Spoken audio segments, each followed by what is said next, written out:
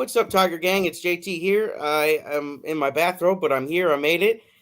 Today we got Diane, we got David, and we got Carrie, and we are going to be talking about cancer and metabolic therapy. What's up, guys? Not much. Doing Not good. much. I'm doing good. Not Yeah, much. you Good to guys see are you guys. doing better than me, that's for sure. Yeah, it's pretty sad. Two cancer patients out looking better than you, JT. Yeah, you guys, the cancer patients are thriving on carnivore so much. They're they're running circles around me, that's for sure. I'm glad about that though. This is just a little cold and it ain't nothing. I'm glad you guys are here. I really appreciate this. This is very important. And I appreciate Carrie for starting this with Jeff. I mean, talk about two class acts, man. You don't know the impact that this is going to make. This is going to be huge. And one day in the future, we might be needing some of this change in the system, when we go to the hospital for something, God forbid, but you never know. You might need the same change that we're trying to implement. So this is very important. Even though I don't have cancer myself, I still feel this is just so important for the people who do and they don't feel well. What are your thoughts, Diane, on your journey? Could you share a little bit of your journey with us? Sure thing. Well, if you don't know my story, I was diagnosed in 2021 and went through surgery, went through chemo, all 6 rounds, came back this past February with increased numbers again. So I came back. And so I had to change my doctors because the one that I was with was just pushing more chemo and harder chemo, and it nearly killed me. I couldn't do it. So now I'm with a different doctor. He's got me on different medication, which is much more easy for me to take. And I'm on the carnivore diet, and my numbers are next to nothing. It's working. So just like Dr. Seifried said, the medication in conjunction with the right kind of metabolic defense, you're going to see improvement, and I have, and can't get much better than where I'm at right now. Absolutely. It's amazing. I'm so proud of you. David, what about you? Could you give us a synopsis of your story? Yeah, that's a very quick one. Stage 4 follicular lymphoma twice in 2 years. 3 years solid of chemotherapy, culminating in a clinical trial and then a stem cell transplant that almost killed me numerous times. And had complications due to that. Couldn't walk for another couple of years after that. Now 9.5 years in remission. Carnivore diet. I'm on 0 medications now, and very little supplement. All I eat is meat, eggs, and fats, and it has increased my numbers right across the board in just a little over 200 days now into a normal healthy range for the first time in 12 years. So, for me, that's just, miraculous. It's a type of cancer that lymphoma, it starts in the lymphatic system, and it's a reoccurring sort of cancer. So they tell you from the start that it's always going to be there. It's always going to come back. And the more you treat it, the more aggressive it becomes and the shorter your remission periods are. So basically they tell you you're going to need more and more chemotherapy right throughout the rest of your life. But at the moment, the way it's going, I don't ever see me needing it ever again. That's amazing. That's awesome. That's the power of carnivore. And Carrie, we got Jeff in here. Yeah, I just saw him jump on the comments. That's pretty cool. Another thing is, Jeff. like you were saying, JT, this is not just about people who already have cancer. It's about everyone, because, back in the, like 100 years ago, cancer was a very rare disease. Then, like in the 70s, it was like 1 in 15, then 80s, 1 in 10, and 90s, 1 in 8 sort of thing. Now it's just a couple of months ago, they're saying 1 in 2. This is getting worse and worse, and it's going to affect everyone if we don't do something about it. Mm-hmm. That's like pandemic numbers, man, in my opinion. That's worse than pandemic numbers. Yeah. Yeah. And no one's talking about it. How come that's And not no on one's the news? talking How about come it. that's not a Amazing pandemic? too, with the That's right. billions and billions of dollars spent on it. Mm-hmm. With what to Yeah, show for? trillions. The Yeah, numbers have went trillions, up. really. Yeah. Yeah. Oh, you guys still there? Sorry, I just dropped off for a second. You're good, Care Bear. Okay. I was just saying the billions and billions of dollars spent on cancer, and like David said, it's just getting worse and worse. I was just watching, I don't know, it was a news report or something talking about the statistics and how the numbers are crazy right now, and they're expecting it to just go even worse than it is. So yeah, it's absolutely. Well, they keep trying to explain away why this is happening.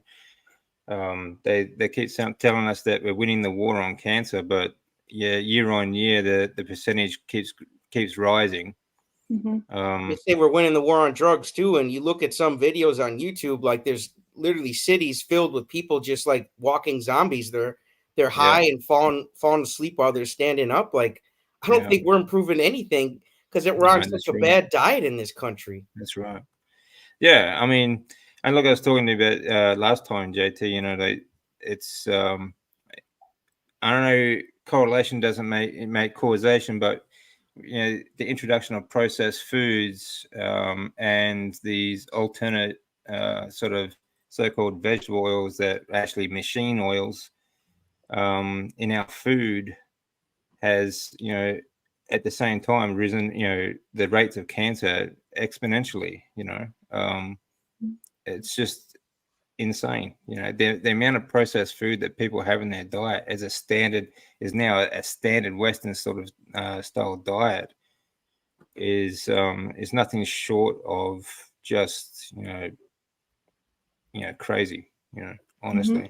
Just complete garbage, right, Diane? Yeah, and it's started all from, our grandparents' generation.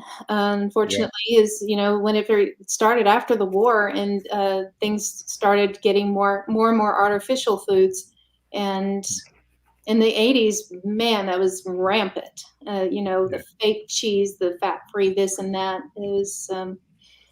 Well, yeah, I mean, it started long before that, actually. I mean, when you start thinking about like grain production and things like that, farming, and there's only the poor people couldn't afford to eat meat, so we had generations and generations of people just not developing properly.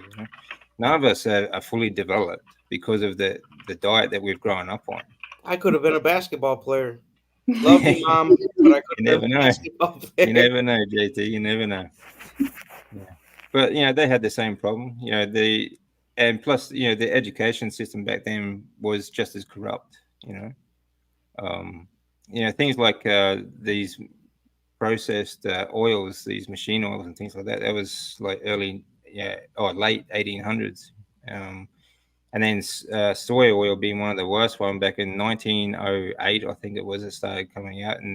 But even then, it was only used for like packages and things like sealants and things like that. I think it was like back in the 70s, they did a study trying to make sure that the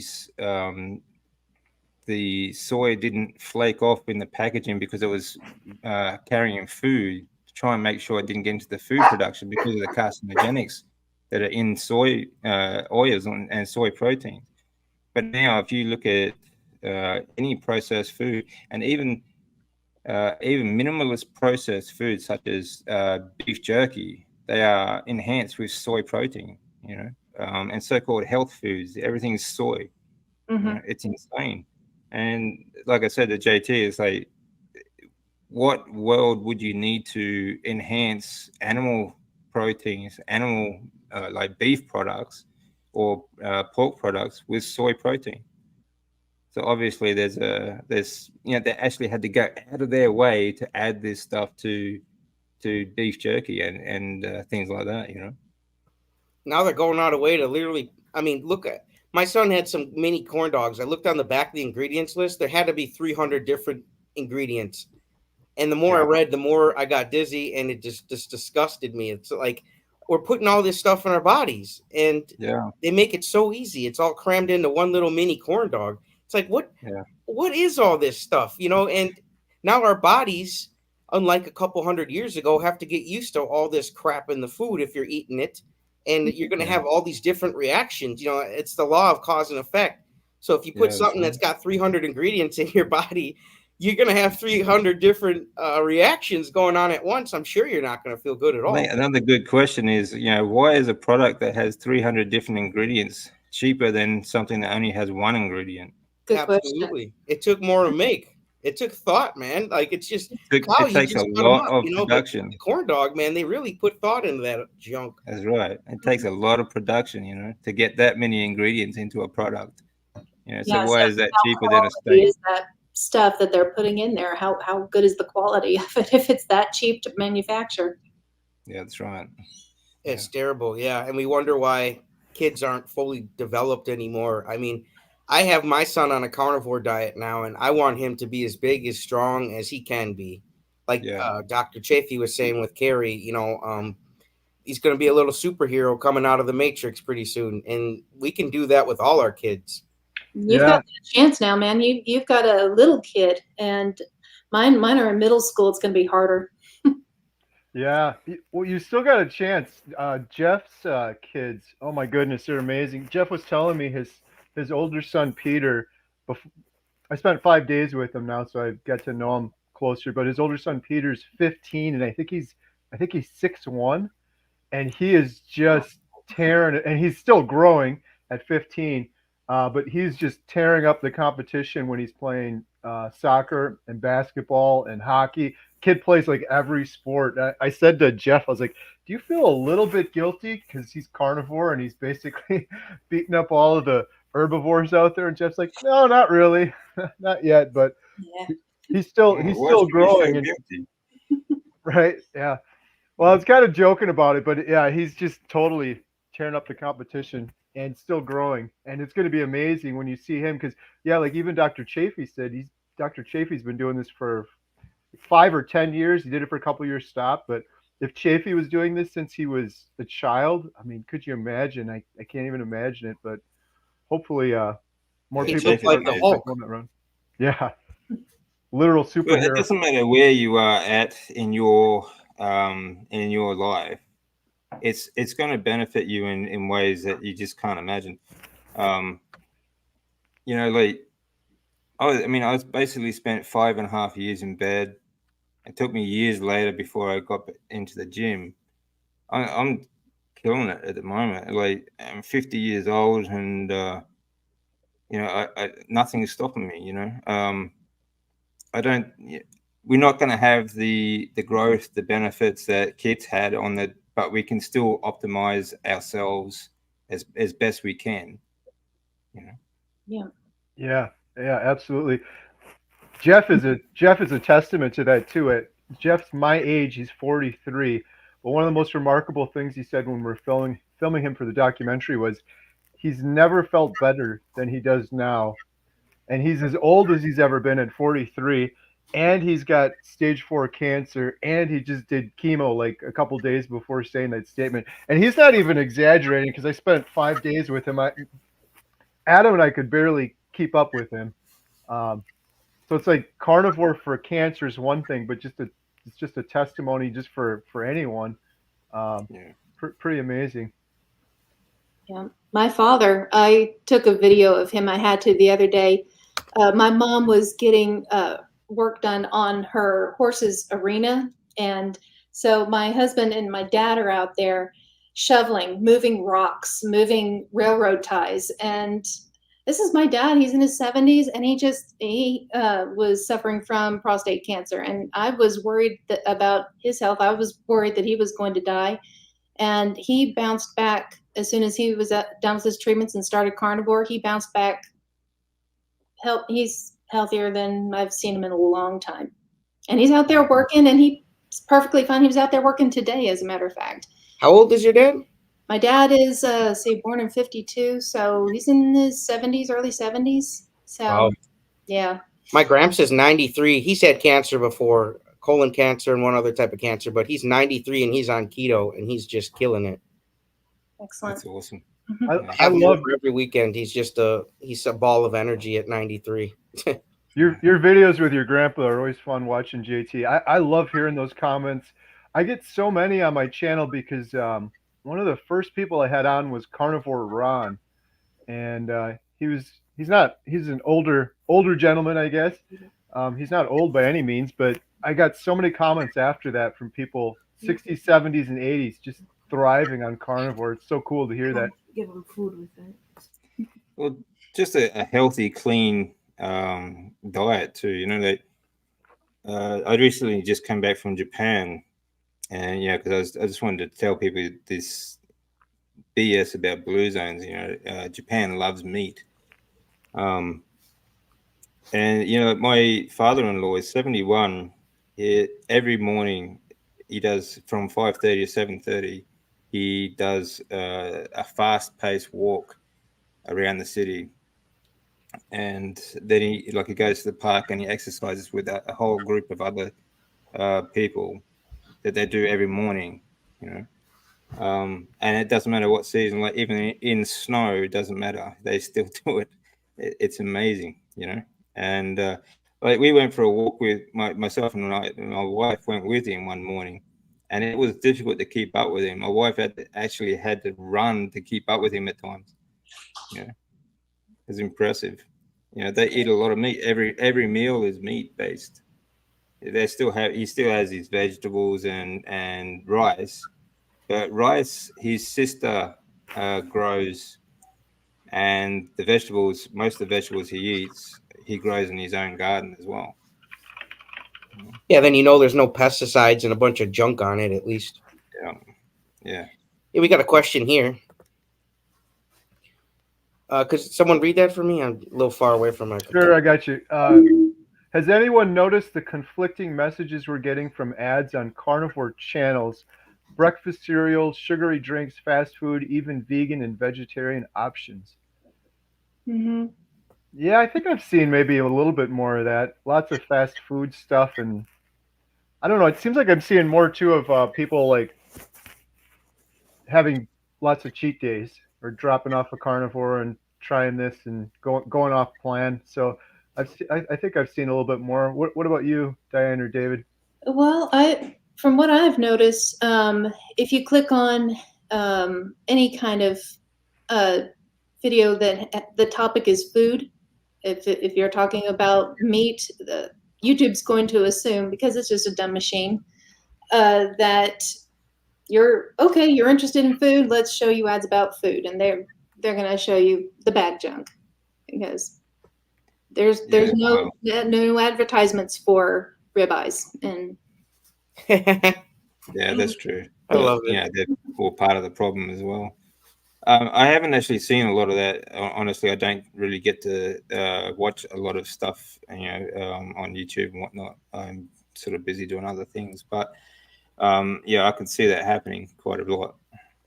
Yeah, more towards the holidays. I think we're going to be seeing a lot. I don't know how many like cakes and candy kind of Yeah, all the holiday food advertisements stuff, I've seen lately. party Yeah. food. All the pies in Whoville. Party food. Now, if you guys want to do a fun experiment, you could turn on incognito on your YouTube app and then type in carnivore, and then you're going to be surprised at all the vegans bashing carnivore videos that come up now instead of guys like Harry, instead of guys like Dr. Barry. They don't want to put that stuff out there because they're too inspirational, but I'm just telling you guys, try it yourself. I guarantee you more than half the videos that come up when you type in carnivore diet on incognito, it's gonna show vegan stuff. So I've been noticing it too. I Mm. don't doubt it, but it's, Well, I that's what think they're trying to push, you know. I think it's just a lack of Bill, knowledge. Hey, Bill. we got Bill up in this piece. What's up, dude? Bill. Bill, we got to get that water out of your basement, dude. I'm serious. Yep. Love you, dude. Let's see. I'm just looking for some cues, folks. Wow, a bunch of people in here. How you guys doing tonight? Jeff and Bill are watching. That's special. Yeah, for sure. Mhm. Yeah, hey, I'm- David Oh, was here you go. saying, earlier about, what was it 1 in 2 people getting cancer going forward? That's one thing. One comment I get all the time about carnivores. I'm too scared to start carnivore. I'm scared about cholesterol. I'm scared about this or that. I really think people should be more scared and more fearful about To not start. chronic inflammation and sugar and what happens if you don't do carnivore, or what happens if you continue doing what you did, because it's just getting worse and worse out there. It's so weird how all that's normal when you look around and everyone's sick and fatigued and chronic inflammation, cancer's going through the roof, obesity, diabetes, but they're worried about doing what we're doing, and meanwhile we're all healthy and thriving. It's kind of a crazy world. It really is. It's upside down. But it's something that's been normalized over generations. Decades and decades of utter nonsense. Garbage education. So much of it on TV. Everything you watch you watch a movie, they're always eating pizza and cake and things like that. It's just everywhere. So it's just something that's been normalized. Now they're trying to normalize obesity as a just a genetic thing that you should get used to. And be That's proud the of. same thing. Yeah, that's right. That just breaks my It's just heart. another way of saying like this fat acceptance sort of thing. It's just another way of saying like sick acceptance. Yeah. Accept. Obesity is a metabolic problem. It is Not something that genetic. no, that's right. And it's not about looks. It's not about vanity. It's about health. It's Exactly. you see these people who are not just morbidly obese, but just sick, so sick, and they've got these shows, these reality shows based on these people, and they are supposed to be proud of how they look and everything, and these people, they have so many comorbidities because of them being so overweight. And like I didn't realize that my liver enzymes were elevated until I was doing blood work back in February. They were elevated, not terrible, but now they're perfectly normal. And I'm a healthier weight. It's all just getting better, and cancer's going away. It's like, being that overweight, you're going to have all this inflammation. You're going to have so many more things going wrong in your body. And it's not about vanity. Like I said, it's about your health. It's about your longevity. Exactly. Yeah, of course it is. Yeah, and that standard American diet is literally like a nursery to take care of cancer and to feed it and make sure it grows.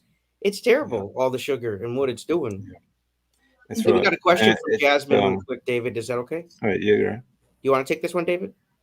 Was it, how do you approach your local butcher about questioning them where they get their meat without feeling like you're interrogating? Yeah, man, take the GoPro, put it right in their face, man. Interrogate them. Where is it from? Is it on the side of the road? Yeah, my local butcher shop is very nice. That's something you really should check though, because like where I used to live, actually closer to the city, I actually saw my butcher buying all his meat from Costco. Oh no, dude! They actually buy their meat from Costco, then they take it to their shop and resell it. Right? Yeah, it's just nuts. So it's something you should find out. But you don't have to interrogate them. Just befriend them first. Like just get into a conversation. Chit chat and just like so how do you actually get your beef? Like what helps me is letting them know I'm on the carnivore diet. Then they know, okay, this guy's just obsessed with meat. He's not like one of the health inspectors. Like, just tell him you're on the carnivore diet and that's all you eat is meat, and you want to know something about the meat. And I guarantee if you mention you're on carnivore, they're going to give you a pass because they're like, okay, we got a meat freak here. Yeah. Well, And I there's mean, nothing wrong with that. the guy I go to now, is a really nice guy. But when I told him I'm carnivore diet, all I eat is meat, he's got to looked at me funny, like, "Are you serious?" You know. Last time I went up, I got a couple of kilos worth of fat, and he's because he just gives it to me. It's no harm to him. So, and he says, "Do you make your own sausages or something?" Do you? And I'm like, "No, I just eat the fat." And he's like, he had to do a double take, and it's like, you just eat the fat. I'm like, yeah, I just fry it up like that. It's delicious. Yeah, Like, good stuff. because he's actually a little bit big. He's a little, I wouldn't say obese, but he's pretty chubby, and I'm pretty lean. So he's kind of, I think he's a little bit confused as to how I'm lean and he's not. You know. It's the diet. Jeff, thanks, JT. Hi to Jill, Beth, Temple, Texas. Hey, Jeff, man, I'm sorry, but I tried to do the 8-day fast with you, and I got sick this morning. Not from the fast.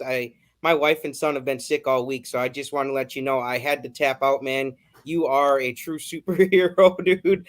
And hopefully next time, if it's not 8 days, I could try it with you again. But I'm in my bathrobe and stuff right now. That's why I look kind of down. But Jeff, my buddy, dude, I tried to do it with you and Carrie, but I tapped out, man, like I'm in the ring. So I just wanted to say sorry about that, bud. Well, 8 days, that's pretty heroic in my standards. I tried to do 1 day of fasting last week. I couldn't make it. I just couldn't make it. I don't know what y'all are doing to fortify yourselves, but You I still tried wait, Carrie? 1 day. It But depends on your situation too. Yeah, depends on what you're doing too. If you got a higher activity rate too, you might not be able to fast so long. But you should, before you fast, you should do a load. mhm. Like just for a few days before, just eat as much as you can before you fast. Um, I Okay. mean, that's what I would do. But I've done. I've through some fasts that I've done, like the most I've done is a couple of days really, since chemotherapy. Not while on chemotherapy, I did it quite a bit, but yeah, I find that if I exercise too much, I like to push myself as hard as I can in the gym, but then I just get really dizzy, and then sometimes you just have to sort of sit it out. So Not like me, David, you- man. I'm pushing too Yeah. much. yeah, so sometimes it just depends on what you're doing as well. Okay. I've done a couple over the years too. Like I did OMAD for a while, and then I did like a 1 day, and I did a couple 2 days and 3 days, and I've done 2 5 days. So I think that kind of helped. I don't know, lead into it, but yeah, David's right. I've had a couple moments where I got to just take it easy. Like the last time I did the 5 day, which was a couple weeks ago with Jeff, it was a lot easier because I did it from carnivore into fasting, whereas the previous 5 day I did, I was more on kind of a dirty keto, and it was really really hard. I barely made it the 5 days that time. This last time I did it with Jeff though, on the 5th day, I was feeling really good. I had a couple of moments where I was kind of dizzy, but Jeff had some good tips too about getting tons of electrolytes. Like he would actually take like a shot of electrolytes in the morning, and he told I started doing that. That really helped me, especially when I was getting dizzy. I would do that. You could feel the energy coming back in the body. So I don't take electrolytes, Gary. yeah, that might be part of it too. I'm a caveman, dude. I refuse to take electrolytes. Yeah, I haven't need them the whole time. Why would I need them now? right. Yeah, I don't take electrolytes. I just use salt, a good mineral salt. Yeah. Yep. Yeah, today's the only electrolytes I've had. My wife just picked some up from the Walgreens after picking my son's medicine up. Yeah. Well, I have to Question say, for Carrie. To stay hydrated. Yeah, it's good to stay hydrated. Question for Carrie here, bud. Oh, here we go. One Oh, for thank you Caribou. so much. $10 super chat. D's. Will the Healing Humanity shirts become available in tall sizes? 3XLT for those of us still on our carnivore journey with leptin producing belly fat.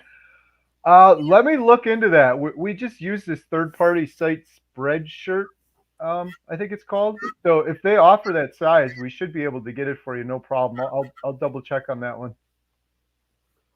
I used to need all the fat kid sizes, man. If it wasn't 3x or bigger, man, I couldn't hang. So I've been trying to make sure I got all the sizes on mine too. Spreadshirt's very very nice. If anybody else there, you have your own T-shirt designs, just a little tip for you guys. Some you just I put up your still wear designs and stuff. 3XL actually. Have you tried Spreadshop? No, what's No. that?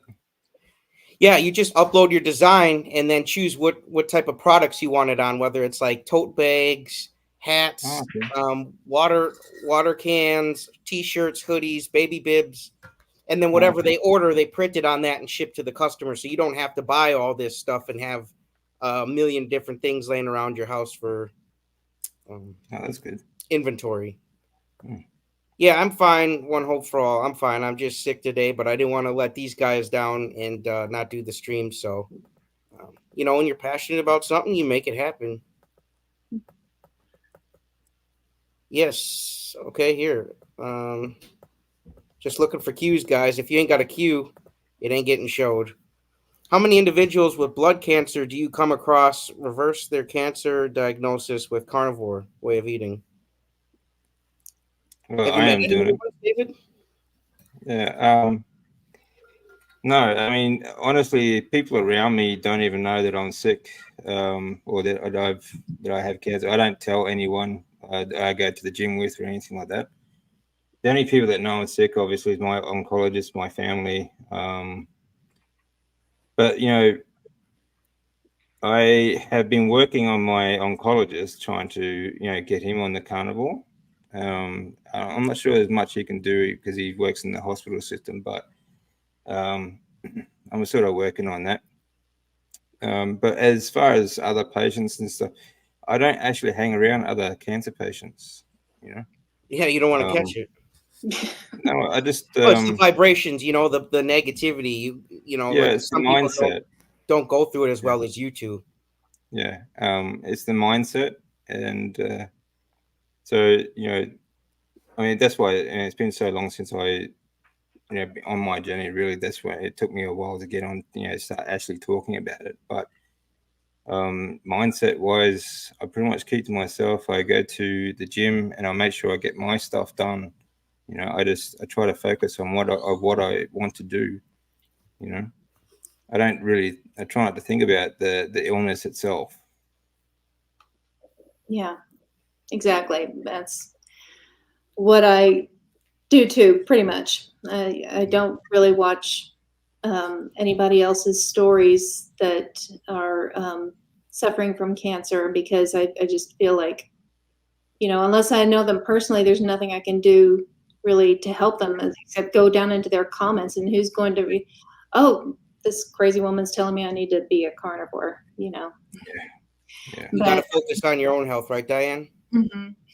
Yeah. Yeah, but as far as cancer types and treating, reversing cancer, I think Dr. Seafried was saying in Carrie's video about how cancer's cancer basically, and as long as you treat it metabolically, it should be the same kind of situation that Yeah. because mine was ovarian, my dad's was prostate, and everybody has all these different cancers, but cancer's cancer. Yeah. And Yeah, that's right. I mean, for me, the biggest thing is looking after your lymphatic system and, starving the cancer itself, like Dr. Seafried says, exercising and, I mean, reversing the blood cancer is exactly what I'm doing. The carnivore is, before I started it, even though I was in remission and I was doing quite well for 9 years, my markers right across the board were still at least 20 points below a normal healthy range. Now they are all inside their healthy range. And, you know, I'm on zero medications. I'm feeling that's not the only improvement I've had either. It's also reversing the damage, or helping me recover from the damage of so much chemotherapy as well. Yeah. Chemotherapy is so hard on your body. And now, of course, when I say that, there are various different levels of chemotherapy as well. Like some chemotherapies are very mild, and you don't even experience hair loss, and you can actually get treated every week. Some of the chemotherapies will absolutely destroy you, and they can only do it every 3 weeks to a month. So it depends on what kind of chemotherapy you're on as well. And like Professor Seafried says, that even mild dose chemotherapy with the carnivore diet or just a low carb diet will help. Yeah. And what I love about what Carrie and Jeff took the time out of their lives to do is to take away that saying what we just kind of said. Well, what can I do to help them?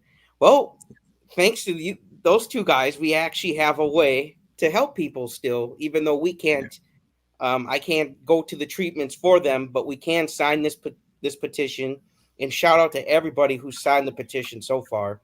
I'll have the link in the description here if it's not already, but it's got the cancer action plan on there, and it is just one of the coolest things I've ever seen, man. This I is a think game one of changer. the actions that people can take for themselves, though, is to know for themselves how they can treat it as well. They don't have to just listen to the doctors. They have a responsibility to maintain their own health as well. And I think if just creating awareness of that fact will help spread a lot further. Mm-hmm. It's one thing to say, okay, do this and force change is good, but I think the more people that start treating themselves or start being at least a part of the treatment rather than just the passenger, start sitting in the driver's seat themselves so they know what direction they're going in, then at least that way that change will happen. Mm-hmm.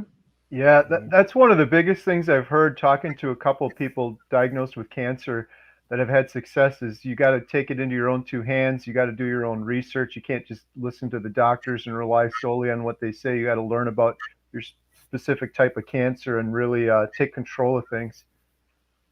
Yeah. And And it's I'm sorry, go ahead. no, you're right. I was just going to say it's also we, I think, have a bit of a responsibility to talk about our story. Yes.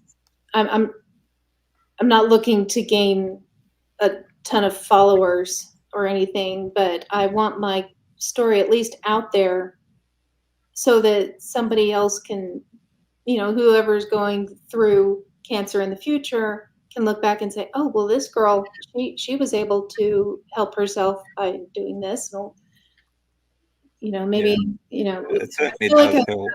Diane, I want you to have 1 million subscribers. That way, I know there's at least 1 million people who heard your story and can change their lives. And a lot of these people, I'm sure you guys might be able to relate. A doctor looks you in the face and tells you like he's God how much life you got to live or how long you're going to last. That is just, and I've got so many words I could say, but I'm not going to say them. That is just, it's wrong to tell people that. Your book smarts you don't know anything. You don't know anybody's willpower. You don't know their spirit. You don't know their faith. You don't know what's going on with them to tell them that they're on their way out. So I hope both you guys get 1 million subscribers because that I know we're making big change. Well, I hope you do. I hope we do. I mean, doctors they can only work on numbers, really. That everything, their education is all BMI. It's all, and a lot of it's all corrupt stuff. It's all made up garbage. But it's also very difficult to convince people of that. I got But what I some. was going to say, what I was going to say is, it's not just do your research, get yourself in the driver's seat, you also have to be able to understand that everyone reacts differently to treatment. And when you go through this, you are not going to know exactly how it affects you until you get to that point. And then you have to make adjustments. And it's the same with any kind of diet that you are on, like even on the carnivore diet, you have to make adjustments along the way, you know? So yeah, you have to be prepared for that as well. Absolutely. Would you guys agree that sugar is the number one cause for cancer?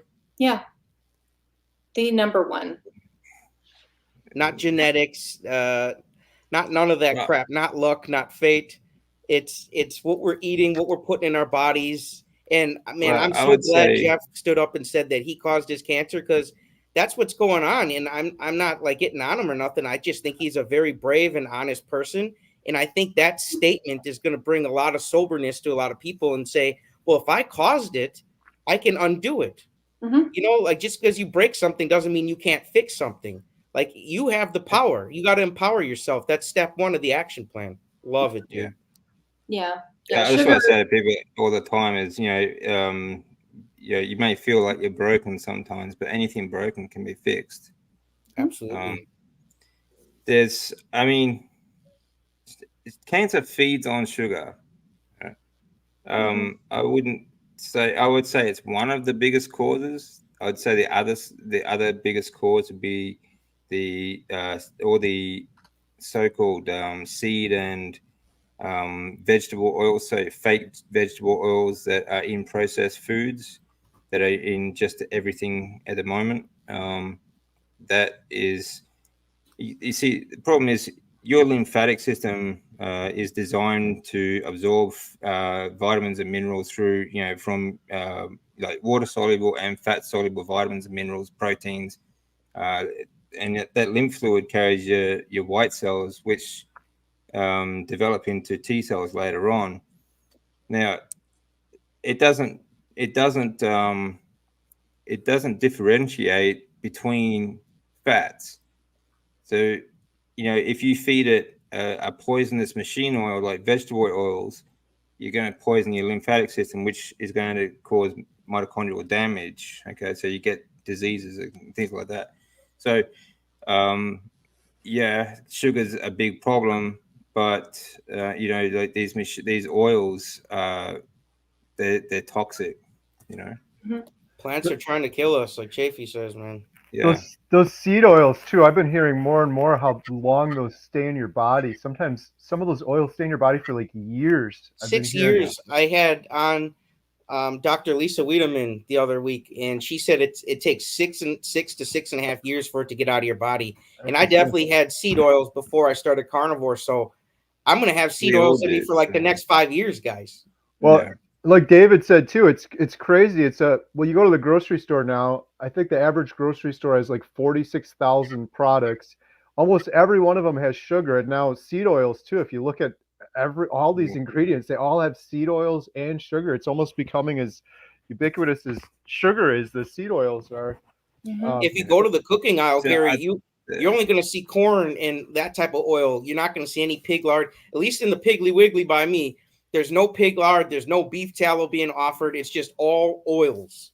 Right? yeah. Well, that's why everyone is so scared of meat and cholesterol and fat, but inflammation should be on everyone's mind. And no one talks about inflammation or how bad it is.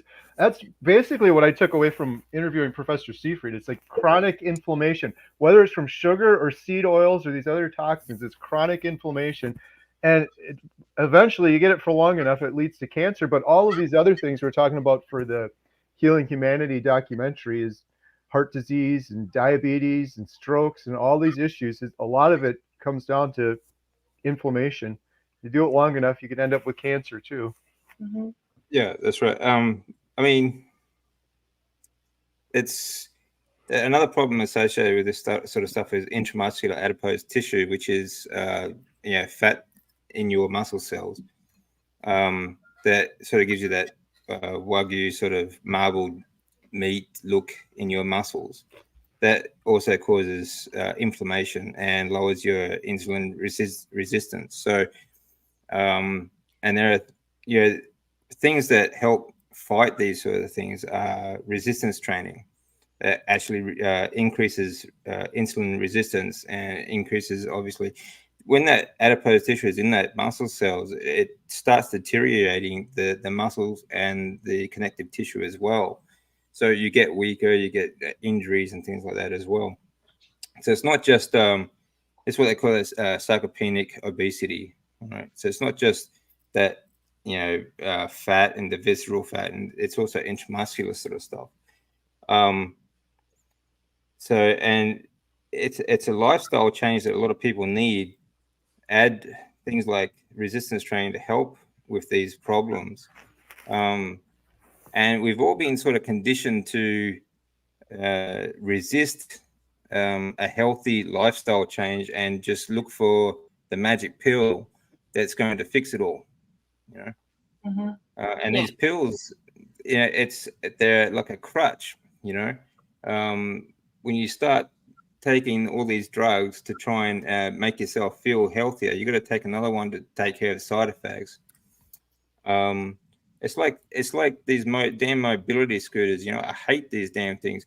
People get to a certain weight, they can't walk, and they start using a mobility scooter. That is just going to make the situation worse. You just get fatter, you just get weaker, you just get sicker. When you take away movement from your body, you waste away and you die. That's it. Yeah. It reminds me, I had a my husband's best friend, our best man at our wedding, passed away in 2016 from a brain tumor, and it was fast. He was diagnosed in August and passed away in November, and I just wish that we had this information then. All of this information that we have now, I wish we had it then. Then we could have been around, but whenever he was sent home to hospice, we could have been doing so much better for him. Yeah. That's why this live stream is so important, right, guys? To help drum up these signatures and make this change. I just want to share my screen quick here while you guys are chatting. And if you guys haven't visited the website, could we watch this video real quick? Is that okay with you guys? Yep. Yeah, sure. Hi, I'm Jeff. I'm fighting stage 4 cancer. When doctors told me I was inoperable, incurable, and only had months to live, my world shattered. They pushed conventional treatment as the only path until I found metabolic therapy and created my own regimen. Learning about Professor Seifrid's groundbreaking work changed everything. I learned you have to question everything. Imagine my hopelessness when after chemo, they handed out cookies, knowing full well cancer thrives on sugar. It was as if I was drowning and my trusted rescuers tossed me an anchor. Cancer doesn't have to mean hopelessness. Discovering metabolic therapy as an additional tool in my regimen revealed the power of a natural, proper human diet. It gave me strength. Chemo became more bearable. I've outlived my prognosis. My quality of life has drastically improved, and many others thriving on metabolic therapy also. Our goal is humanity. Our goal is to ensure every cancer patient is presented all the options and all the tools. This declaration is the first step. Too often, only the profitable treatments are offered. My story and the story of many others thriving on metabolic therapy are more than anecdotes. They are proof of what's possible. If you believe in a full spectrum of options for cancer treatment, not just the profitable ones, then stand with me. Sign the declaration, raise your voice, and demand that humanity returns to cancer care. Together, we can bring hope, choice, and life to everyone in this battle. The link to our declaration is below, along with our cancer action plan, including metabolic therapy resources, videos, regimens, and more. If you know anyone touched by cancer, please share this and help us reach 1 million signatures so our voices can be heard. You know what sticks out to me in that video, besides it just being awesome and inspiring? When he said that it's the profitable options that always get brought up. Man, that just disturbs me, man. It's just so sad that there's profit over people. I know there's no money in carnivore, but that doesn't mean we have to sell our own people out while we're here, while we're alive. We should be lifting each other up. We should be supporting each other. We should be helping each other, not slipping them some nonsense. I'm not saying all the cancer treatments are nonsense, but to not give all the options, to ignore a proper diet when it's a metabolic thing, it upsets me. Right. Well, Yeah. one of the things Professor Seifried has said too is like doctors will say, well, we just don't know about ketogenic diet or fasting. There hasn't been studies on it. There's no money to be made doing studies. Studies are very expensive. So therefore, there's never going to be studies on ketogenic diet or carnivore, things like that. Or, well, I guess Dr. Baker and some of those folks are doing some, but in terms of cancer, so that's what they end up saying is, well, we just don't know enough, so we can't do it. But they don't care enough to look right. into it. Exactly. Where's all the money going then? They take a lot of money and it just goes to these treatments that kind of just like David said, that if they don't work, it kind of makes it come back aggressive. It almost seems like a setup. I'm not gonna lie, man. It seems, I know they have some good intentions. I know some people get healed from chemo, but it feels like a setup, man. Yeah, but it depends on your perspective. Like, okay, from a corporation perspective, okay, there's obviously some very sinister stuff behind all this, and they know the damage that they are doing, and that's a whole other podcast that we could talk for days on. But when it comes to caregivers, most of them, 9 in 10, I would say, they do care. The problem is they just don't know. It's not that they deliberately, like when I was going through treatment, okay, they don't realize that the steroids that they put you on, the medications actually feed the cancer, feed the tumors. Do they don't know. It's sad, man. Yeah, I know, but it's not. They should know, yes, but it's not in their education, so they don't know. It's sad, man. How can you treat someone when you don't know what you're doing? It's almost like malpractice to me, man. Like, how could you be that? Yeah, I'll get to that in a sec. But it's the same with nutrition. They don't understand the nutrition either, and because of their education, they think they're doing the right thing. So, like that. I mean, the whole reason I got sick is because I trusted my education as well, and I trusted the education on dietary guidelines that that says you have to eat lean meat, you have to eat these certain foods, and the problem is, I mean, at the time I didn't know this. Of course, now it's different, but the problem is when you're working especially in the public hospital system, you don't really have a lot of time to go and research these alternative treatments. And I think the biggest problem is that they trust their education above all else. Yeah. So the problem is in the education. Yeah, it's not that they deliberately feed us sugar and the wrong sort of treatments. It's just that's what they know, and that's what we have to change. Yeah, what did you say? 1 in 2 now people are getting cancer? Like that's what they're predicting. Yeah. What threshold do we hit where we start reevaluating? Where progress is measured, your progress increases. So, right. if you got to look and say, okay, we are not making progress, like the cancer keeps going up each year. Like there's at some point, someone's got to, most people will do an evaluation of their results come pretty soon, New Year's. They'll look and say, okay, now I need to make New Year's resolutions. These people should not be, it doesn't even seem like they're looking at the numbers every year. They're just not looking at them at all. It feels like to me, when they should be evaluating what they're doing. It's like Tom Brady when he watches footage, after he plays a game, he's evaluating his progress, and he's going back at it, and he's trying to improve. And I feel like at what point do we hit when they start wanting to evaluate what's going on with this cancer treatment and want to Well, the system is a big problem as well. When I was on medications, my oncologist would have to, before he could give me a script, he would have to call an accountant to make sure that he was allowed to give me the script. So an accountant is almost an oncologist was actually asking if he could give me this medication too. He's asking an accountant. It's disgusting. It's I think a prior authorization over here in the States. And I needed a prior auth too on my medication. Yeah, it's disgusting. Yeah. It is.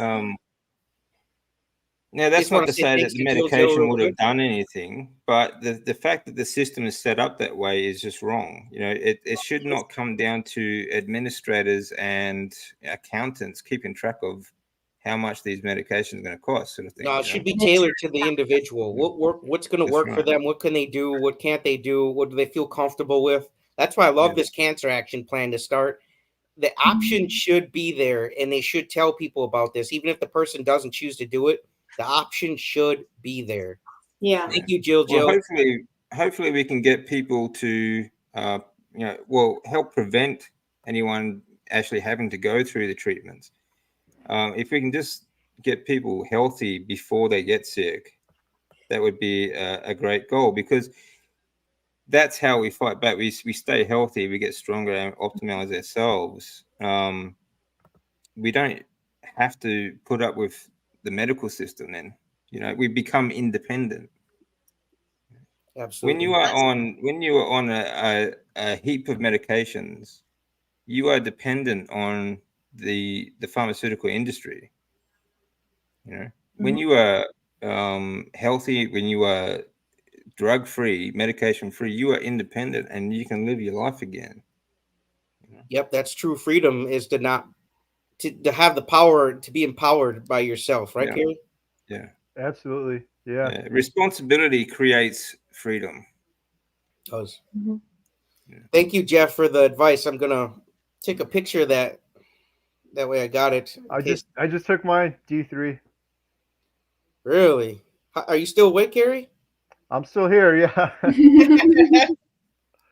saw Jeff in the comments. He said he's amped up now as he gets some steroids when he does the chemo. Jeff just had chemo today. On Wednesdays is chemo day. So that's why he's so jacked, right? No. Yeah. No, he's killing it, man. He's exercising, he's eating right, he's fasting, he's taking his supplements, he's doing ice baths. Like, man, dude, like if I had cancer, I would be looking up to Diane, David, and Jeff as my poster childs. I'm like, no. I'm doing what they did. So I know Jeff isn't on here right now, but I'm telling you, all three of you guys are just, Carrie, you too. You guys are superheroes. I really appreciate you guys and making this cancer. It's got a point. You should up your vitamin D. The problem is absorption. Vitamin D is so brilliant for so many facets of everything that runs in our body. You want to answer this one, David? Especially your immune system, but you got to be able to absorb it. A lot of supplements, in fact, most supplements, especially store-bought, just off-the-shelf stuff, it breaks down in your stomach, and you don't actually absorb anything. So you need water-soluble or lipid-soluble, or eat it with like a really fatty meal. So hopefully the fat will protect it until it gets to the digestive system. But the best form of vitamin D is sunlight. Mm-hmm. Okay. I've been in the house all day, man. I ain't got an inch of it. Yeah. And an old-fashioned remedy is some of the best remedies for colds. My regime for colds and flus, I eat a lot of fat. I'll eat it just as a snack, beef fat. Okay. I go to the beach and I sit there for hours just breathing in the salt water, the salt air.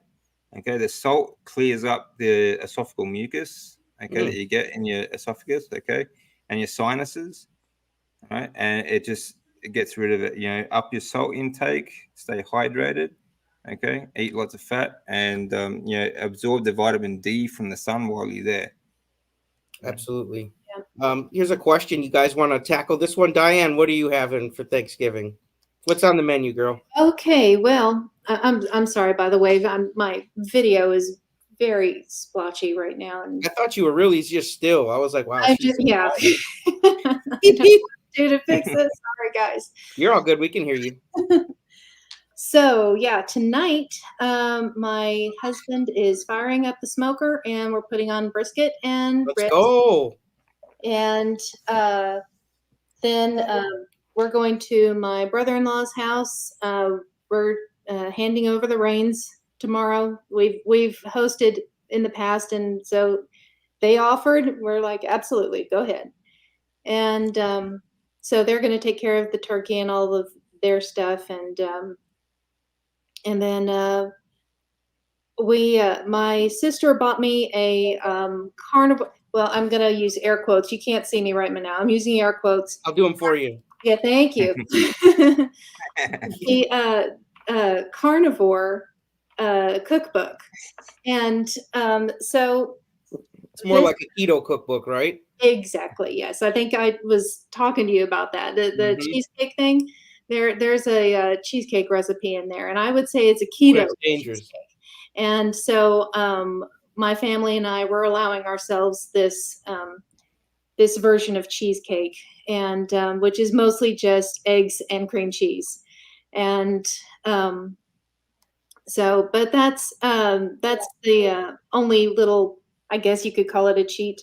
Little And naughty thing. a It's little not bit of even naughty, super yeah, a naughty. little dirty keto or however you want to put it. But that's what we're allowing ourselves. But mostly it's just gonna be turkey, ribs, and brisket tomorrow. See, even though you're kind of indulging partially, you're Mhm. you're going to be successful at it because you're setting a limit. You're like, hey, this is my limit. I'm not going to have all this other stuff and the cookies and the booze. Yep.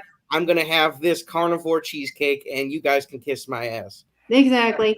Yep. And no booze, like you said. I actually quit all alcohol back in April. And Good so for you. yeah, I've been drinking since I started carnivore. yeah. And I quit smoking pot on day 27. I got so high off of ribeyes. You know, Oh, my buddy here, he posted a short video and he was like, man, I'm getting high off ribeyes. And I laughed. I was like, this dude's crazy. And then I was like, man, one day I smoked a bowl. It did nothing. And then I ate the ribeye and a different day. And I was like, dude, I got so much more just euphoric feeling off of the ribeye. I was like, I'm done smoking. That's out of here. Nice. Here's what I'm having for Thanksgiving. water. Hey, unless you tap out, man, I hope you just play it safe. Hey, just be careful in your morning when you're doing those videos, man. You go Superman, and if you're lightheaded, you might just fall in the grass and no one's back there. Yeah, no, I'll tap out if I start feeling weird or off, but I think I'll be okay. It's going to be interesting at Thanksgiving because a bunch of families coming over. And if I was just doing carnivore, this family that's coming over would be giving me a hard time. Oh, you're just going to eat meat. And now I'm going to not even be eating meat. I'm just going to be drinking water. So they're really going to get fired up over that, I'm sure. Wow, But you like poking them in the eye, don't you, Carrie? I love to. Yes, You know, absolutely. I made a short today saying that I tapped out. You know, I got sick and I can't do.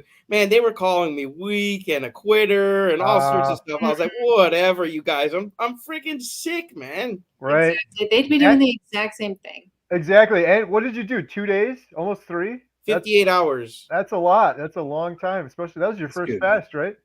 No, I've done 36 hours. I do them 36 usually. Then I did a 48, and then this is my 58. This is my longest one. But I would keep going had I not gotten. And I've only had 4 eggs today. It's not like I went hog wild, but right. I would keep going if I didn't feel so dang lightheaded from whatever cold or whatever I have. It feels like the Rona. Unfortunately, when I had that, I was sore everywhere. So I don't even want to get tested. I'm just gonna let it pass. And right.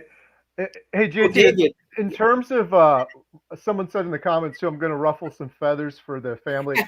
The only reason I say that too is because this family came over a couple of weeks ago, and they're giving me a hard time, first of all. But I don't really care. But also, they're all just eating this horrible food the whole time, and then they're complaining the entire time, like, "Oh, I got my back is hurting, my shoulders hurting." I'm like, you're eating all this highly inflammatory food, and then you're having inflammatory pain, and you're complaining about it. So I don't feel bad for them at all. You got some good eggs over there, though. I met them. I took a picture with. Was that your cousin or something?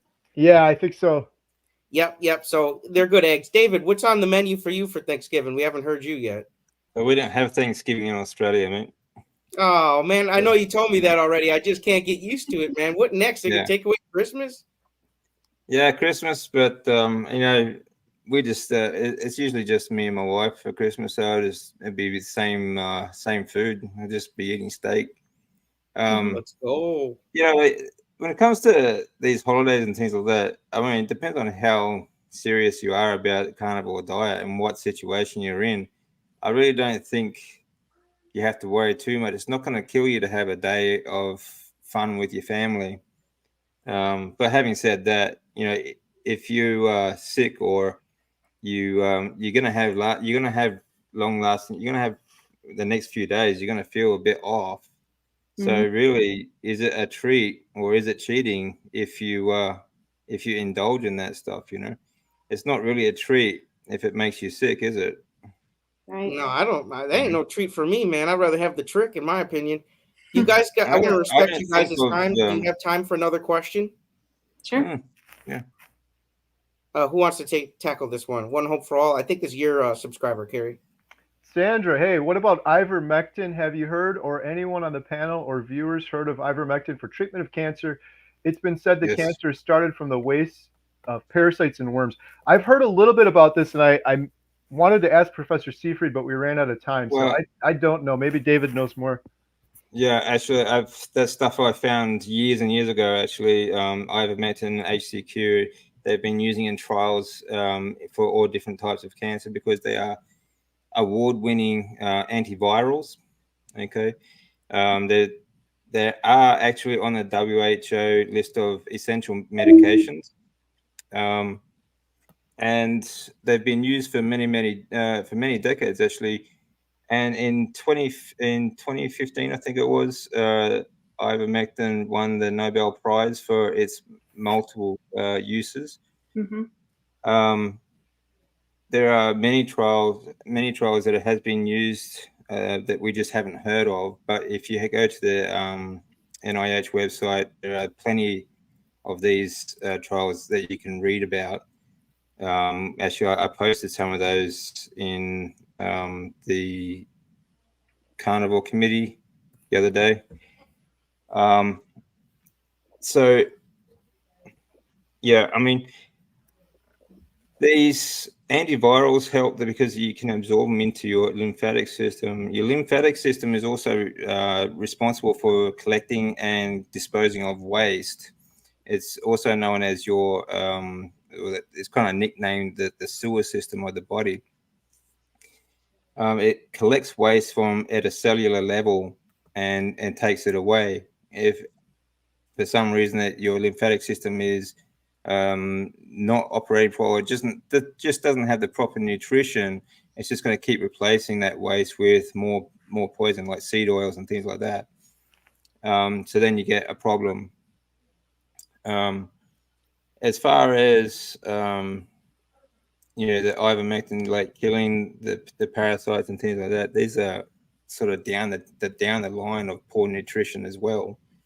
If you just have the right nutrition, like a carnivore diet, animal fats and proteins, you're not going to have to worry about it.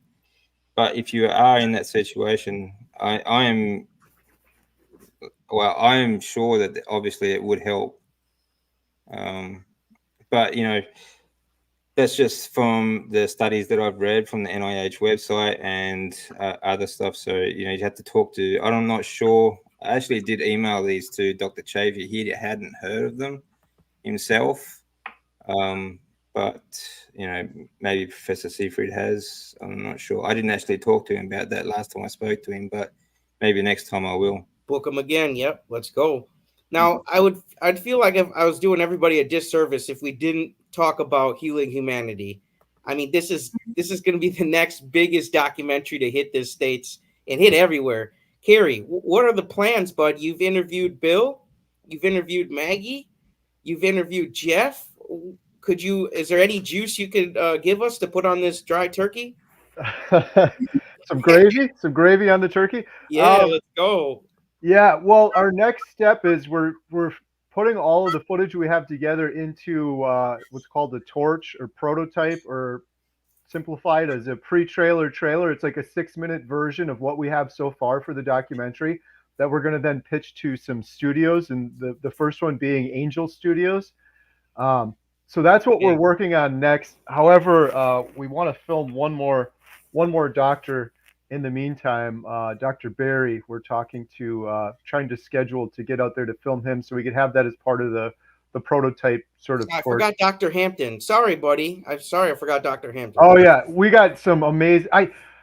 It's killing me not to share some of this stuff. I was actually just going, that's why I'm trying to pry it out of you. The footage we got with Dr. Hampton was incredible, and his story, his words, what he shared with us on his interview was just amazing. It was so good. But yeah, we wanted to get the best of the best with Dr. Hampton, so we had an Airbnb. We had 2 of the Netflix cameras set up. It was like a full legit studio, and we interviewed him for a couple hours. So yeah, between him and now what we just got with Jeff, it's like we have enough to do a little. We could do the whole documentary right now with just that stuff. But that's the next big step, is to do that torch, and I'm excited for that because it's something we'll be able to. A lot of the footage I can't share now because if I show it on YouTube and then we try to go to, like, say, Netflix is going to say this isn't original. You've already shown it on YouTube. However, for the purpose of a trailer, you could show some of the stuff that's going to be in the documentary that I haven't shown on YouTube yet. So it's kind of exciting for everyone that's anxious to see some of it. They'll be able to see a little bit of the good stuff in the pre-trailer trailer we're working on. So we're going to be working on that. It's going to take a while. A lot of people are like, oh, you got this footage now, it's ready to go. No, the footage still has to be color graded, which is like a whole process on its own. There's people that do that for a living.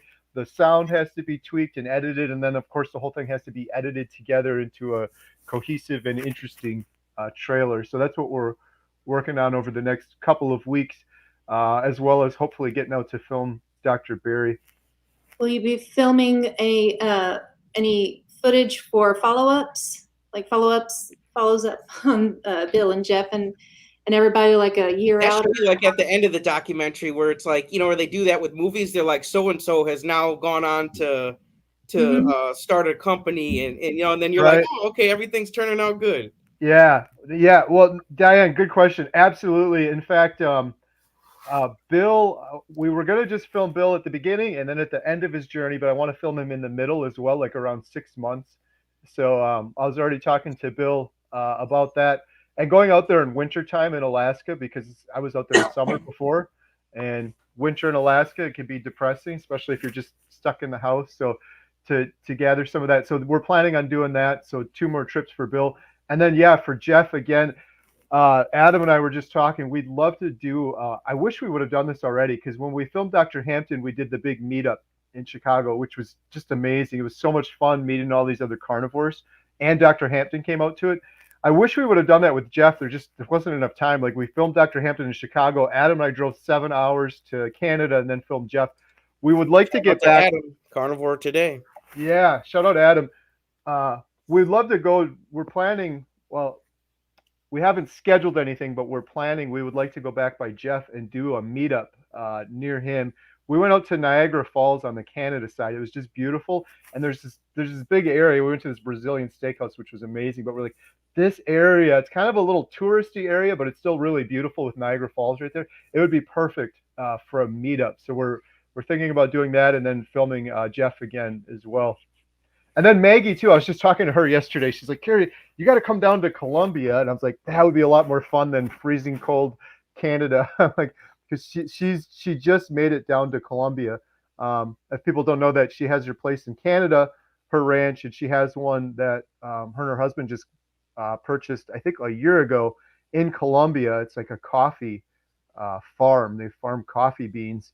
And she just made it down there. So would love to maybe go down there and do an update with her down there as well. Oh, that sounds cool. One hope for all. Jeff, I signed the petition. Thank you guys. I like seeing comments like that. Carrie, this is a good question, I thought, before you go, bud. Oh, good one. Jennifer, thank you. Jennifer, Texas Carnivore. Does Dr. Seafried know about this project you guys are doing, the Cancer Declaration? I bet he can share with people that don't know about it and would sign it. Man, great minds think alike, Jennifer, Texas Carnivore. I was just chatting with Professor Seafried about 2 hours ago. I emailed him and so this whole thing, shut up, Professor Seafried, was sort of his idea. When I interviewed him, I said, how are we going to change this? Like, what are we going to do to change this? And he just looked in the camera and he said, it's never going to change unless it's grassroots and us individuals do it from the ground up. The hospitals are never going to do it. There's no money in it. The colleges, they're never going to do it. So that was how this all sort of came about. And then Jeff and I were like, let's do this. And when I come, we can film your video that you guys just watched and we can put this together. That was the biggest frustrating thing, I think, for Jeff is he's told it's just so hopeless. You have stage 4 cancer, inoperable, incurable. You have months left to live. Go do chemo and that's it. No plan, nothing else. He's like, I just wanted to have a plan, at least something. So that's how it all came about. So yes, Professor Seafried knows about it. And I was so happy he emailed me back today and he said he shared it with a bunch of his colleagues and students. And we're going to be doing a follow-up with Professor Seafried as well, and filming him in the documentary. That's what I was hoping you'd say, buddy. Yeah, and he said today, because I was like, oh, we've been doing like Airbnbs and having people come in. He's like, potentially we could just film him right at Boston College, right in the lab there. So that would be even better. Yeah, so exciting stuff. That's awesome. Yes. Yeah, Secret's, he's brilliant. He's really good. Yeah, I really enjoyed David. I watched the interview you did with him too on your channel. It's really cool. Yeah, he's such a nice guy too. He's just really generous. Yeah. Just listening to him, I just love listening to the way he teaches about this stuff. He's just absolutely brilliant.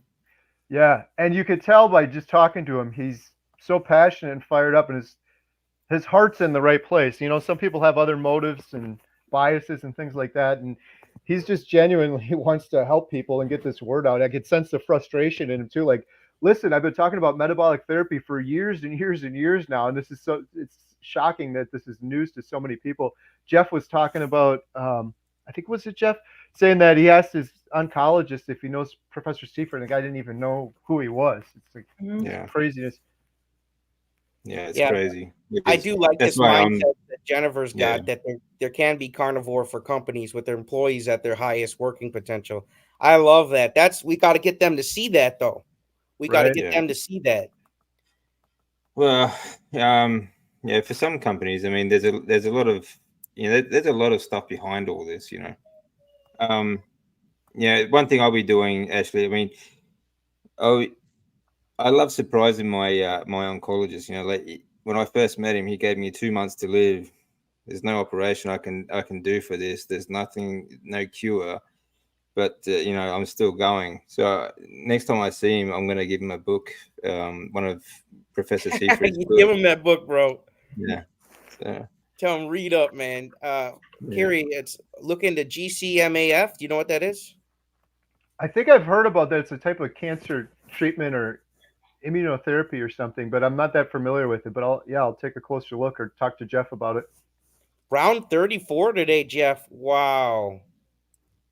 That's amazing, dude. And I like too that you guys are literally in the best health probably of your lives, man. And you guys have cancer. Like, my coach would always say, sometimes the worst things in life set us up for the best things that'll ever happen to us. And I can't picture a better thing than getting your complete health back.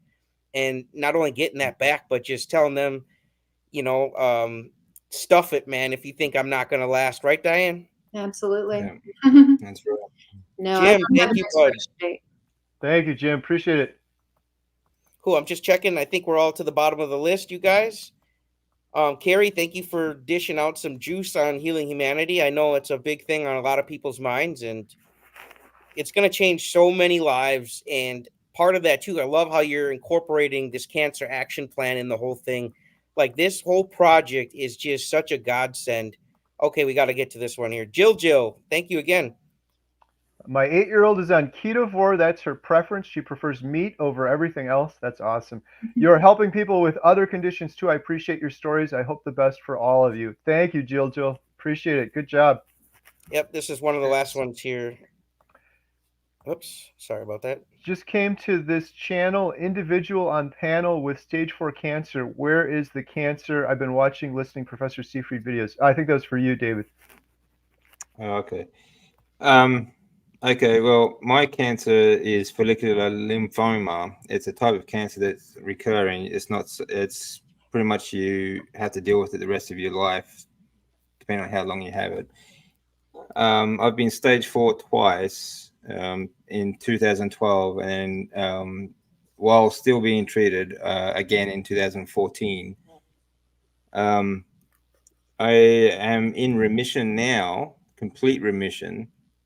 The main tumor I had wrapped around my aorta is now nothing but scar tissue. It was at first the size of a football, and it crushed other organs around it. So, which is, as a result, I only have one kidney. So they tell me that I'm in remission. I still have follicular lymphoma, but all my blood markers now are inside a normal healthy range. I'm on 0 medications, and I'm still dealing with some of the some of the side effects of chemotherapy, such as slight brain damage and things like that, because I was just cooked. But healing well. So they keep telling me like it's still there, but it's my blood markers just keep going up and up and up. So I don't really think about it now, as in my situation. So I would say they won't let me say it's gone. They won't let me say that I'm sort of beating it, but I am beating it.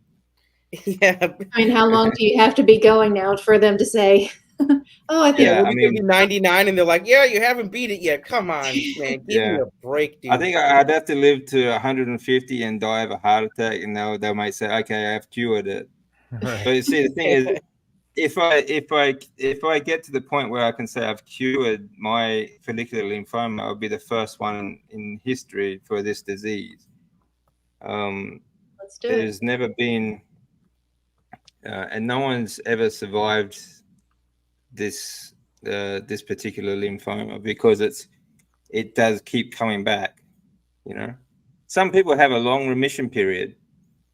Some people don't. Like I didn't. I was still on treatment when it returned to stage 4. But I'm fit. I'm healthy, and as far as I feel cured, and I feel like it's just improving, and even the side effects from chemotherapy, which were numerous, I am reversing. So, Diane, do you feel cured? Well, I think it's going to take a little while longer for me to be where I'm at, for me to feel cured, because I have only just now seen the numbers go down to 0. So it's going to take a few years of this, and then I will feel cured. I'm looking for you to putting out the video and you're letting everybody know, like, I am cured. Now, this is the last question of the day, you guys. Then we are going to get rolling here.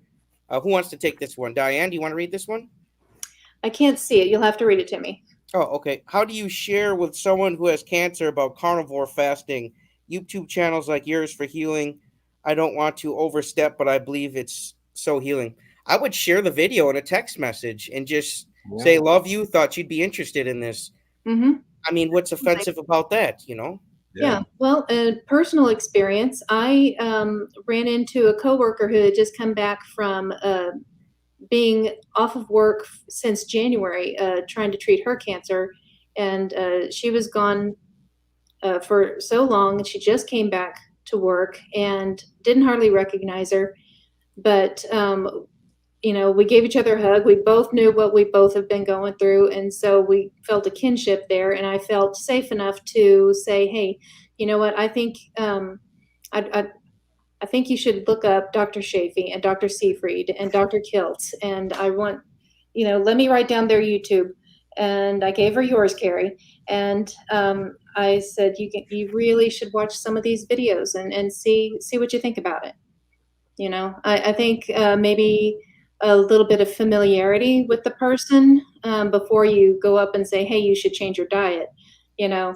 But yeah, it's as long as you, I think, have a good rapport with somebody, then you can bring it up. That's a good point, Diane. Like, people don't like to be told they have to make a lifestyle change. Like I said before, they all want the magic pill. Mm-hmm. So I think just creating awareness, showing people there are options, there are better ways to do things, and let them come to it on their own. You will, like, that's how something grows, and if you look at people like Dr. Chafee and Dr. Baker, and that they're not forcing it on anyone. They're just showing them the results of so many people that have had success on this journey. Mm-hmm. That they're showing the data, they're showing what you can do, and that people are just coming to it on their own. Absolutely. I did miss one question. Jill, she signed the petition. Thank you. This one I'm assuming is for David, and then we'll let Kerry go because he looks a little tired. Oh, I'm good. Hey, I'm the one laying in the bed, and I'm making fun of you. So, right. David, you want to take this one? Yeah, sure. The first thing I started doing, because of, as going through treatment was so hard, but the clinical trial almost killed me a few times, and I had blood clots and all sorts of things got wrong. The stem cell transplant was an absolute nightmare. I had an infection. I stopped breathing numerous times, and I lost about just over 42 kilos in a 2-week period, which is about 100 pounds, just over 100 pounds. My body was so frail, brittle, and dried out. I looked like jerky. I couldn't stand up. I couldn't move. So I was in bed for another 2.5 years. I couldn't breathe. So the first thing I started doing was deep breathing exercises, the Wim Hof style. But I couldn't do the basic Wim Hof method.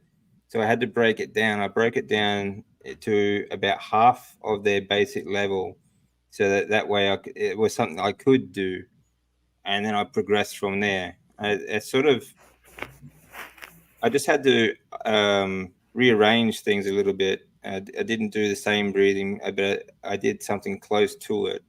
Then when I could breathe better, I started doing the basic method, and it sort of progressed from there. And I've been doing that. I still do that now. I've been doing that for the last 9.5 years. So that was something that helped, because there's a lot of muscles involved in breathing, and your abdomen has, like, your abdominal muscles. There are 5 different muscle groups just in there. Then you have all the muscles around your rib cage, okay, and help the lungs expand and contract. See, my muscles couldn't do that at the time because they were so dried out and brittle. It felt like needles being pushed through me every time I was breathing. Okay, so this is something I really had to work on. But because those muscles I've got those muscles moving again, this helped push my lymphatic lymph fluid around my body as well. Okay, and that's what the whole thing is about. If you get that lymph fluid moving around the body, it helps with your immune system, because it delivers all the white cells, T cells, all the vitamins, minerals, and everything like that to your body. But it also delivers ketones to your brain, okay, from meat and things like that. So that's how I started, and that's and I still do that. It's worth doing. Show them those dry guns now, man. A little bit sore at the moment, but There they're you getting go. there. Telling you guys, Yeah. that's what's up. And just before we go, Diane, what are you thankful for this year? My life. Yep. Yeah. I have hope now. You know, heck of a lot more hope than I did back in March, and yeah, I can see my future now, and So beautiful. doesn't look so bad. What are you thankful for, David? Much the same. You know, like on follicular lymphoma, I spent much of the last 9 years just living blood test to blood test. You know, every blood test could be that time they tell you it's back. But so I've never planned more than or any further than my blood test. You know. But now I'm planning a much longer future, and I'm planning on things that I can do in the future. Hopefully, you know, get my life back on track, back to where I want it to be. So that's what Many I'm more thankful. live streams to come, right, David? Many more. Carrie, what are you thankful for this year, buddy? Ooh, I'm thankful for my family, and I'm thankful for all of the good people out there, including everyone on this call. David, Diane, JT, taking their time to share their stories and inspire people. Jeff, all the good doctors, Dr. Chafee, Dr. Baker, all these, man, so many good people out there. I'm thankful for all of that and sharing these stories with people. It's so powerful. I can't imagine being diagnosed with cancer, like some of these folks we're talking to today, or like Jeff, and then having the power and the man, just the energy to go out and share your story with other people, just to try to help people, just because you're a good person. It's amazing. So I'm thankful for all of that. Absolutely. I'm thankful for my family, and I'm thankful for my health, because if it wasn't for my health, I wouldn't get to hang out with my family, and I wouldn't get to meet a bunch of cool people like you. I'm getting all emotional about it, but I might be sick right now with a little bit of a cold, but I have my health, and it means everything to me because I get to hang out with you guys. So love you guys. This has been a blast. Hopefully we could do this again. That'd be great. Yeah, absolutely. Yeah. This is fun. Thank you, guys. Hopefully you guys do us a favor and hit that link and sign the petition, and make sure you verify your email address, or they will take your signature off of the petition. So please verify your email address and sign that. This is very important. Thank you guys. Have a great Thanksgiving. And God bless you guys. I appreciate you tuning in. This is very important. So thank you. Thank you. Thank you. Yes, Bye. guys.